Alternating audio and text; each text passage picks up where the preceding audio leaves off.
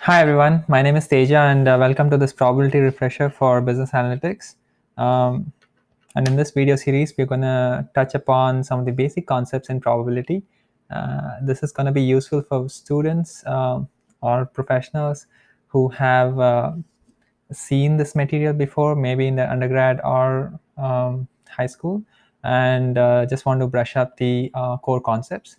Um, the difference between this video series and many of the existing excellent resources on the web um, is that in this series we're going to look at we're going to try to maybe intersperse these basic concepts with how they may affect or how they may help you understand some basic business analytics techniques or machine learning techniques better. So the hope is that you can quickly go through this refresher and then jump into a more formal book in the basics of probability, and maybe also revisit some of the concepts that you already know in machine learning.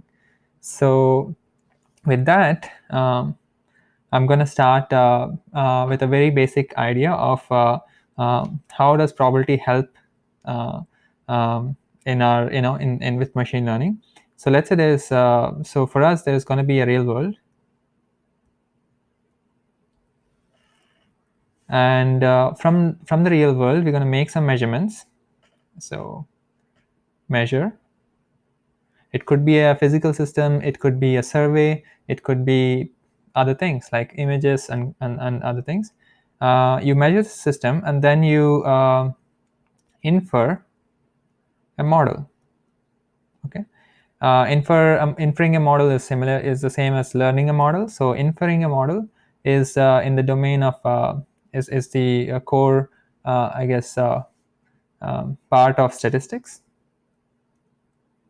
Okay, so you make measurements, and from measurements you infer a model, potentially maybe fit a Gaussian, for example. And then given the model, you'll use probability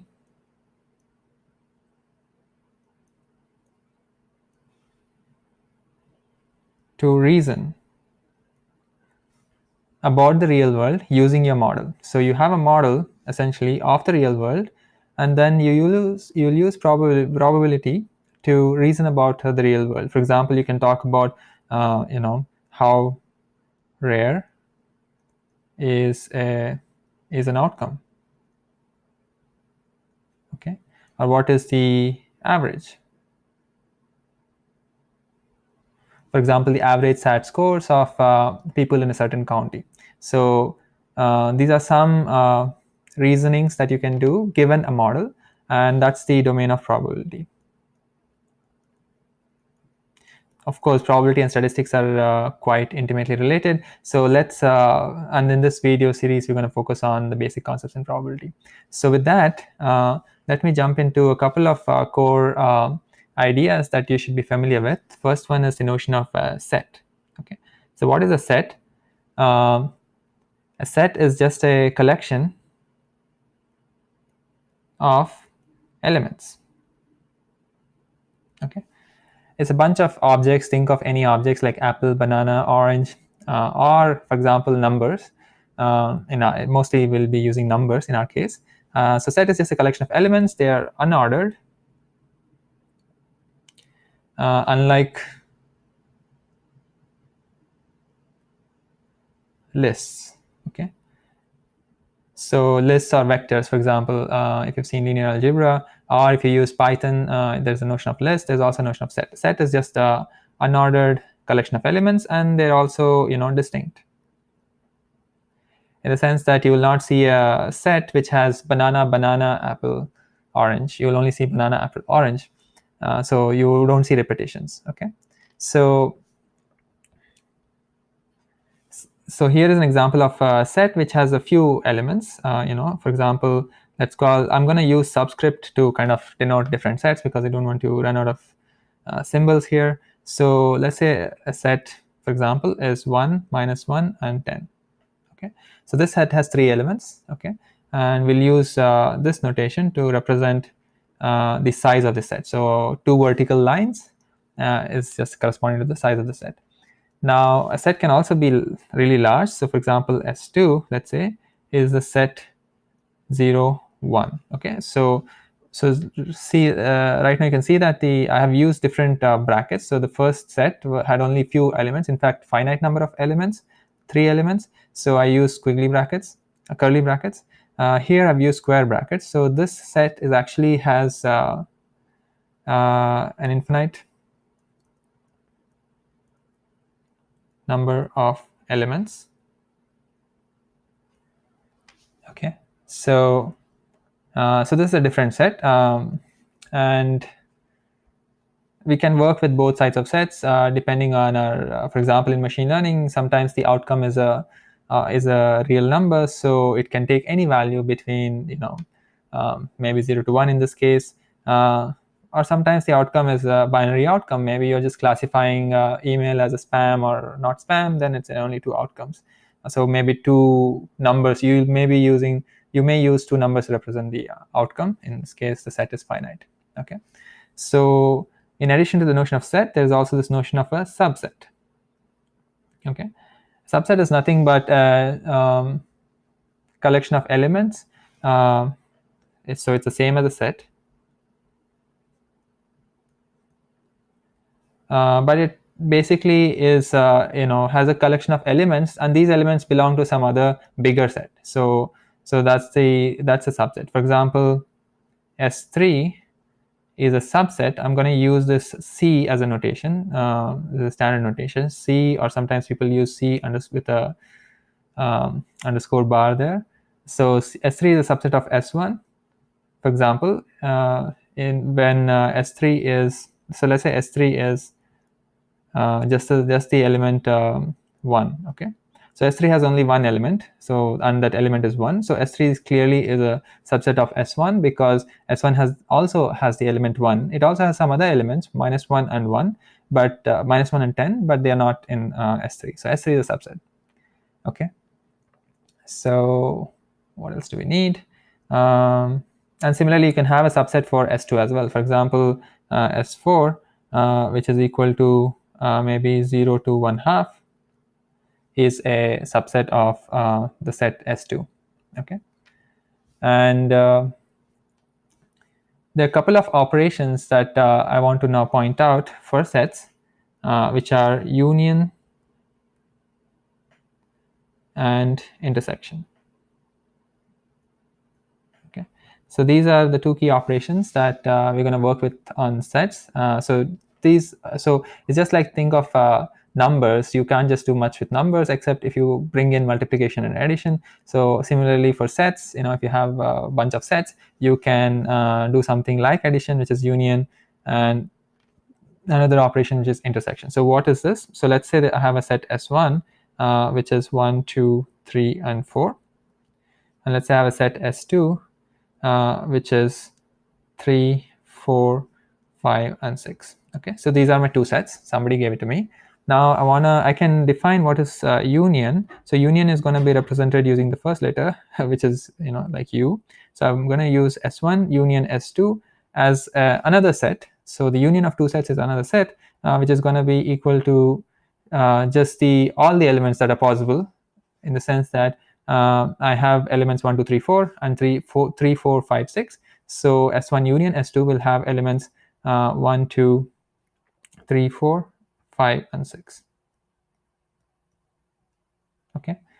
Now, so you see that 3 and 4 were common in both the sets, but I'm only including them once. So this is the distinctness property. And similarly, what is S1 intersection S2? It's going to be all the elements are common to both S1 and S2. So what are elements common to both S1 and S2? They are 3 and 4, right? So this is a very simple example of union and intersection. They're very interesting properties. So let me give an example with respect to the bigger sets, the sets with lots of elements. So let's think of the plane. Okay, so think of an x-axis, y-axis, and maybe this region over here. So this region over here.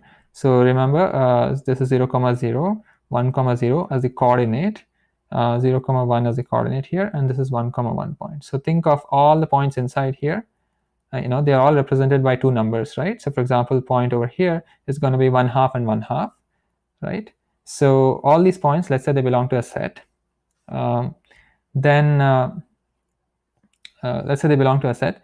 So I'm going to use, in fact, let's say these are all the points. And let me redraw it again. In this case, like this. So I can just draw something like this.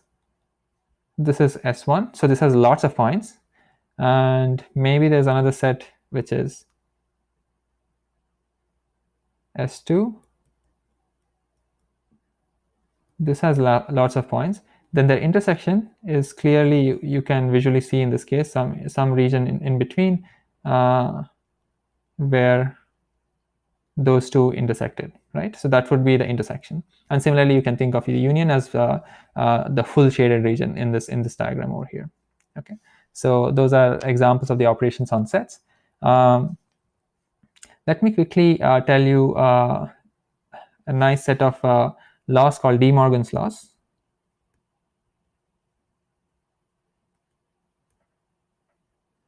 Which will be handy in manipulating sets. Okay, so these, of course, you can actually go back and really think about why these are true. But I'll just write down the laws. They will be because they'll be useful in manipulating later on when we talk about some other things like probabilities of things. So S1 union S2 for two sets S1 and S2 is equal to the intersection of S1 complement. Okay, I should write S2 complement S1 complement. Okay, so S1 union S2 is gonna be, okay, let's call this the whole complement. So okay, I haven't told you what the complement is. So for a set S1, okay, let's say there's a set. So let's say set S1 is 1, 2, and 3. But let's say I am only in a world where there are only 5 numbers. Okay, so the all elements possible are only 1, 2, 3, 4, and 5. Which means that if S1 has 1, 2, and 3, then S1 complement can only will have the remaining elements, which means that in this case it will have 4 and 5. Okay. So of course, so this depends on you telling me what the collection of all possible elements can possibly be. So once you tell me this and the set, I can tell you what its complement is. Okay, so that's a complement. Also, I forgot to mention earlier that this union. Okay, I said S1 union S2 is this notation for merging the elements of both these sets. Is the same as S2 union S1. So it doesn't matter which set you're merging with the other set. Ultimately, you're going to collect all the elements which are both in the set, which are in set S1 and S2, concatenate them together, and as in put them together, and you'll get a potentially a bigger set. So it doesn't matter which order you how you write this. So you could write it this way or this way. Similarly, the same thing holds for intersection as well. So you could have written S1 intersection S2 the same as S2 intersection S1. Okay, so this is the this is one of the laws. So this is saying that S1 union S2, its complement is the same as S2's complement intersection S1's complement, or or S1's complement intersection S2's complement. Okay, so this is a relation. So it's like flipping the union to an intersection. Okay, so this is an interesting law. And there's one more law, but I think I'll skip it. You can, and we'll see if we need it later. Okay. Actually, let me show this by, from the 2D example that we had earlier. So two-dimensional example that I had earlier. So let's say I have a set S1 and a set S2. Okay, that was I hope similar to the previous figure in this page, right? This diagram over here. So let's say this is S1 and S2. Then S1 union S2 would be this whole region, right? Its complement would be this region. So something like, right, everything else, let's say, right? So that is the left-hand side of this law of this equality, right? There's an equals to sign here, and let's see how we can see it from the right-hand side. So if you look at S2 complement, it's this set. So this was S1, this was S2. So this is this set. I've just drawn S2 complement, and then S1 complement is going to be this set. And you can see that if I intersect this guy with this guy, what are the common areas? The common areas are going to be exactly equal to this diagram, this region where I've shaded the outer region, because those are the only points which are both in S2 complement. And sorry, no, that is not the S2 complement. It's the outside. So this is S2 complement, and this is the S1 complement. Okay, so that's just an example to kind of motivate this law. You can actually work it out and think about it a little bit more. What is the connection to sets? First of all, so just the connection to sets, not particularly DeMorgans laws. You might have done association rule mining or market basket analysis, so you have to deal with sets there, sets of products co-purchased by users. So sets are a very interesting concept. You should definitely check it out. So next, I want to introduce a quick notation, which is the notation of summation. Okay.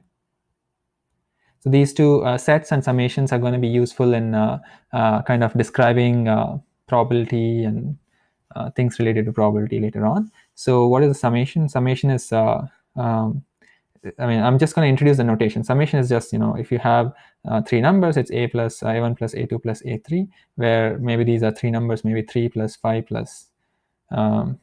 Okay. Now, there's a shorthand for this, which uses this notation sigma. Okay, this is the Greek letter, capital letter sigma. So I can use sigma I is equal to 1 to 3 of ai. So this is a shorthand for this summation. Okay. So this will come handy, and there's also extensions to this. For example, you could have double summations. You could have sum over I is equal to 1 to 3 summation of j is equal to 1 to 3 of aij, for example. Okay. In fact, yeah. So this is the double summation. It turns out in this example, maybe there you have numbers like this.